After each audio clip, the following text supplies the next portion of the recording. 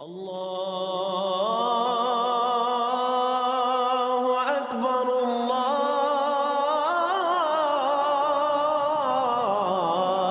اکبر۔ اعوذ باللہ من الشیطان الرجیم، بسم اللہ الرحمن الرحیم۔ فکر اقبال میں تمام ساتھیوں کو خوش آمدید کہتا ہوں۔ جیسا کہ آپ جانتے ہیں، ہمارے یہ کام کرنے کا مقصد سیاست نہیں ہے، کسی مذہب کسی بھی فرقے کی دل آزاری نہیں ہے، حکومت پر نکتہ چینی کرنا نہیں ہے۔ پیغام محبت ہے، صوفیزم کا پیغام ہے، عشق کا پیغام ہے، اور محبت والے دلوں تک پہنچانا مقصد ہے۔ آج ہم بات کرتے ہیں حضور غوث پاک کے مرید کو کون سے دو کام کرنا ضروری ہیں۔ میں نے پچھلی ویڈیوز میں بتایا کہ حضور غوث پاک کے مرید کی دو نشانیاں ہیں۔ ایک نشانی یہ ہے کہ اس کی دل کی دھڑکن اللہ اللہ کر رہی ہو۔ جس شخص کی دنیا کے جس خطے میں بھی ہے، جس کی دل کی دھڑکن اللہ اللہ کرتی ہے، وہ حضور غوث پاک کے داخلی مریدین میں شامل ہو جاتا ہے، یا جس کے دل کے اوپر باطن میں لفظ اللہ لکھا نظر آ جائے، حضور غوث پاک کے داخلی مریدین میں شامل ہو جاتا ہے۔ اب جو حضور غوث پاک کے مریدین میں شامل ہو جاتا ہے، اس کے لیے دو چیزوں کا اہتمام کرنا انتہائی ضروری ہے۔ نمبر 1، 11ویں شریف کا اہتمام کرے۔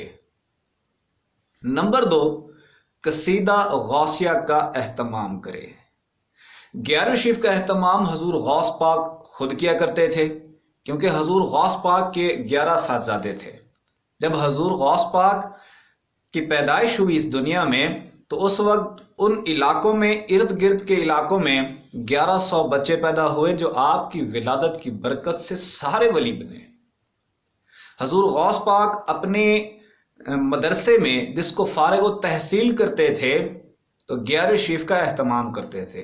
حضور غوث پاک اپنی حیات طیبہ میں بھی 11ویں شریف کا اہتمام کرتے تھے، کیونکہ 11ویں شریف میں ایک بہت بڑا راز پنہا ہے کہ جب آدم علیہ السلام کو دنیا میں بھیجا گیا، دن 10ویں کا تھا، رات 11ویں کی تھی۔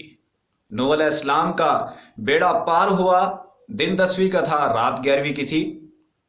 فرعون غرق ہوا، موسیٰ علیہ السلام پار ہو گئے، دن 10ویں کا تھا، رات 11ویں کی تھی۔ امام حسین علی مقام کو شہید کیا گیا، دن 10ویں کا تھا، رات 11ویں کی تھی۔ قیامت آئے گی، دن 10ویں کا ہوگا، رات 11ویں کی ہوگی۔